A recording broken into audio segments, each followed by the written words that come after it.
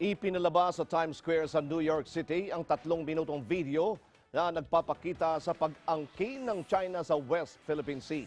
Ito ay kahit pinaburan ang Pilipinas ng International Arbitral Tribunal sa Maritime Dispute.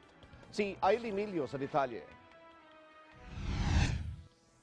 Mapapanood sa malaking screen sa Times Square sa New York City ang 3 minutong video na nagpapakita sa paninindigan ng China sa pag-aangkin nito sa West Philippine Sea kahit may inilabas ng desisyon ng Arbitral Tribunal na pumapabor sa Pilipinas.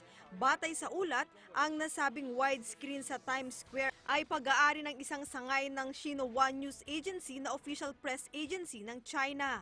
Ipinalalabas ang nasabing video ng 5 beses sa loob ng isang oras. 24 oras din itong pinalalabas ng China na nagsimula nitong Hulyo 23 at tatagal hanggang sa Agosto 3.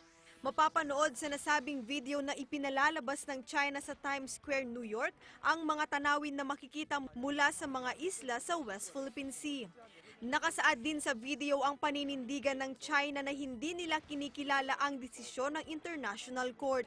Mareresolba lamang nila ang sigalot sa pinag-aagawang teritoryo sa pamamagitan ng dual-track approach o sa pamamagitan ng konsultasyon at negosasyon sa mga bansang umaangkin sa teritoryo. Mapapanood pa sa video ang mga kilalang scholar at politicians sa iba't ibang lugar sa mundo kabilang ang Shadow Minister of Foreign and Commonwealth Affairs ng UK na si Catherine West, Ambassador of Pakistan to China na si Masood Khalid at iba pa. Sa nasabing video, sinabi ng mga ito ng arbitration case na inihain ng Pilipinas sa issue ng West Philippine Sea ay invalid dahil wala umanong jurisdiction ang International Court sa sovereignty issues.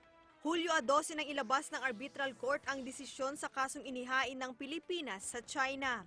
Sa nasabing desisyon ng International Court, nakasaad na walang historic rights ang China sa West Philippine Sea. Para sa Eagle News, Ailey Milio, I'm 1 with 25.